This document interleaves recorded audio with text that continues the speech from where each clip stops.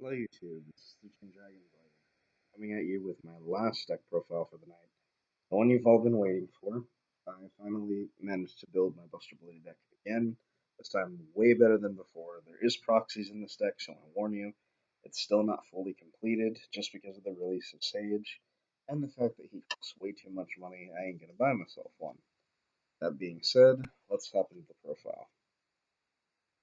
I'm gonna run triple of the regular Buster Blader and one Destruction Swordsman of the Buster Blader, just so you have four targets. It's a really good card, and the card itself just needs to be the best that it can be. I want to run triple Buster Blader, or you could just run two and three, two and one. I just prefer having all four. Triple Whelp. Whelp basically searches your Destruction Sword cards, and he is level 1 tuner. You can also tribute it off to special summon the Buster Blader. That's what I do most of the time, especially if I have Mausoleum out. Have two instruction Dragon Buster. Dragon Buster is amazing. You can equip it on the Buster Blader and special summon it. It's like a Phalanx. Its other effect is while it's equipped to Buster Blader, your opponent can now special summon monsters from the extra deck. It includes Pendulum Summoning, so it basically locked out. And the last Destruction Sword card monster that we run is Robot Buster Destruction Sword. Card's really good. You can equip it on the Buster Blader as well, and its effect is as follows basically. Face-up Souls and Traps cannot activate their effects, so it's basically like a Numeron Force. Its other effect is you can send it to the graveyard during your turn and boost up the Buster Blader monster by 1,000. Trust me, that 1,000 can make the difference. These two are proxies for Sage. Sage is really good. I played it in my Blue Eyes deck profile. That's the reason why it's in here. And you have the field spell, so you can essentially plus two, plus one, just because of it being there. Now we run some tech cards. I chose Lord Gaia. Lord Gaia is actually really good, just for the factor that if you do have Sage in him, you could still make Buster Dragon, because this doesn't take up your normal summon. They control a monster, you don't special summon this guy immediately, and he has another effect as well. When your opponent special summons a monsters, it can gain 1,000 attack. So it becomes essential, or it can gain 700 attack. So it becomes a 3,000 beater to run over all your troubles. Plus he's a 7, so you can use it for rank 7 plays. Two Maxis, these are where the Maxis from my rank 4 spam deck move to. Just needs drop power. All the drop power that I can get. Okay, so that is the main deck. Now for the spells in the main deck. One Raigeki, doesn't need an explanation. Triple Dark World Dealings. This is just to dump the Buster Bladers that are dead out of your hand. Any dead card really and draw a better one. Sure, it's not really the most efficient form of draw power, but it's draw power nonetheless. Then Two-Hand Destruction, same concept. Discard the crappy cards, draw new ones. Two Cyclone.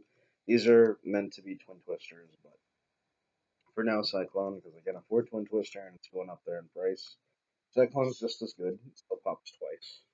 Just have to wait a turn for the other pop. Two terraformings, and you search Mausoleum of White. Now, this card is very important in this deck because it allows you to do plenty of combos and allows you to summon your tuners right away. And so I like the card. It can offer you an extra normal summon. And you do have another important card that you play in here that's also a double of. You're going to play two of the Where Art Thou? And essentially, what you do is you summon Sage with this out, and you search for Whelp. If you want to search for another Whelp, you can do that as well. And you'll have, in total, three Whelps. And it just nets you searches every turn. It's a blessing. That's the reason why they're there. And it just allows you to do a lot more things. Then two are Arthels, because Where Arthel is a great card for this deck. There's plenty of level 1s you play. One emblem. I debated on running two, but I feel one is just fine because you usually draw into your Buster Blader with all the draw power anyway, and the search power. So, one for one. This is crazy combos if you have Buster Blader in your hand, and where if you have this where Arthel and Buster Blader, it's an insanely good play that you can. Insanely good. That's not saying anything. It's too good. All right. So that being said, the other draw card is Upstart Goblin. Then one Destruction Swordsman Fusion, really good card. You can recycle it back to your hand by sending a card away. The other effect is that you can fusion summon using either side of the field for targets for it. So basically, fusion summon when they have a field that can't be targeted or destroyed, you just activate this, take away their monsters, and Buster Glitter Fusion monster. That's basically what you do. And Soul Charge because it's Soul Charge. Now for the traps, it's very short this time around. One warning because it's warning. Two Destruction Sword Memories. This card is just so good.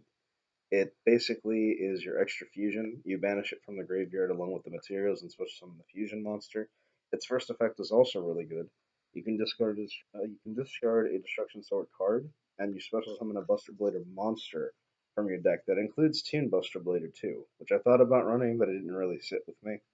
And this is the new card. It's a proxy for the new card, really. It's Cradle of the Destruction Swordsman. It's coming out in Maximum Crisis. You send a Destruction Sword card and a Buster Blader to the graveyard, and you special summon Buster Dragon from either your graveyard or your extra deck. And its other effect in the graveyard, which you can use the same turn, same with this one, is you can banish it from a grave, and Destruction Sword cards you control cannot be destroyed by battle or contact. They're really nifty because if they try to Twin Twister you, you just don't care. That whole ordeal, yeah, that works. Okay, so extra deck, very important, and I have it done to the maximum potential. Two of the Buster Blader Fusion.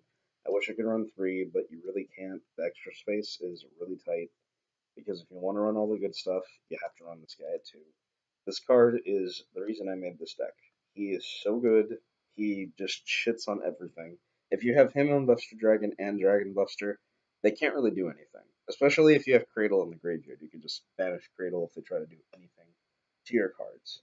And he counts. He doesn't count as a Destruction Sword, which is kind of sad.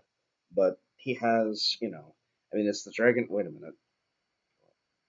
Destruction. Yeah, Dragon Destroyer Swordsman, not Dragon Destruction Swordsman. If it had Destruction Swordsman, then yeah. But unfortunately, it says Destroyer. Anyway, his effect. He's got a really long one. First, can't be special summoned by the ways except that you can summon. Another effect is that it changes all dragon type monsters your opponent controls to defense position. That includes on summon. So whatever they summon, whatever they special summon, anything that hits the field, as long as they're a dragon, they get turned into defense mode immediately, and they can't switch it back. Even if they try to, it'll just go right back to defense mode, unless the fusion gets negated. Anyway, he gains 1,000 attack and defense for every dragon on the field and in their graveyard. And his other effect is that he has piercing damage. He cannot attack directly. That's pretty much all he does. But he gets super huge and he basically just shits on whatever. You know, if I'm playing a Blue Eyes player, I start laughing.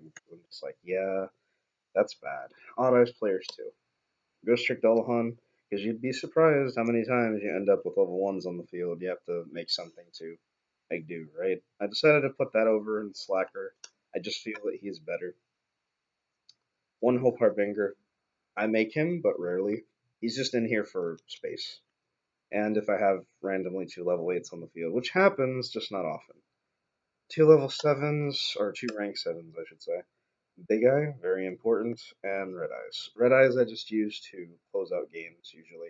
You want to make him either late game or early game, so you can start burning your opponent for everything they do, and that's really all he's there for. He's just there for doing that. Level 8 Synchros have Scarlight. Don't need to really explain that. Omega, I guess I should explain. Omega actually helps you with a lot of your combos. You have to banish the Destruction Sword trap card, both Cradle and the other one, to activate their effects in Grave. So you just can just activate his effect to get them back, and it also shuffles back your banished monsters, your banished cards. In general, he's good. If you have the Buster Blader Fusion, Buster Dragon, Dragon Sword of Destruction's bleh, Destruction Swordsman, Dragon Sword equipped to the Buster Blader Fusion, on top of having this guy out, it's usually a pretty set board. That's what you want to have, and obviously Omega can shuffle shit back in. Crimson Bleeder because of mermails, because of fright furs, because of all that bullshit. It doesn't really work against Janishishis, so it is side out material if you want to set it in for something else. I usually set it for Draco Stack if I know I'm facing Janishishis. A Colossal Fighter is an interesting choice. Now, I thought about this for a while and I said, you know what, I kind of want to use this card again. Could I make space for it? And I'm glad I did. Colossal Fighter is still pretty good. There are warriors in this deck, so he's going to get a boost anyway. He's going to get a boost for your Buster Bladers, and he's going to get a boost for whatever else. And he gets boost for every warrior. And there's a lot of warrior decks running around too, besides heroes, that is. So he'll still get the boost. If he dies by battle, you can just summon him back again in defense mode and not that your opponent doesn't die. Then we have one Stardust Dragon. Because it's Stardust Dragon, you can make it. You make level 8s a lot in this deck. Then the most important card, Triple Buster Dragon. You have to run 3, no more, no less. You can get away with running 2. I've done that for a while, and that's proven okay, but run it at 3. It's just too good. Basically, it changes all of your opponent's dragons. That's its first effect. Second effect is that if you don't control a Buster Blader monster, you could special summon it from the graveyard. So essentially, you can just bring out Buster Blader just because. And its third effect, during your opponent's turn, you can attach a Destruction Sword monster to the Buster Blader. So you want to either attach Wizard Buster, Dragon Buster, and Robot Buster, because then that allows you to basically negate their entire thing. And the last card that I have, because I make it almost all the time, is Hot Red. Hot Red is great. These are Dark Dragons, so you can make it with a level 1 tuner. It's extremely easy to make, a very good card. Brings back your tuner. You can use it for bringing back Buster Blader if you want to. It just opens up plays. That's why I like him. It opens up a lot of plays, and it just gives you a lot of credibility with your synchro plays. So it's okay to have at least one level 9, because you can make this guy. That being said, card of the night is definitely the Buster Blader Fusion. This is 13 Dragon Blade signing off.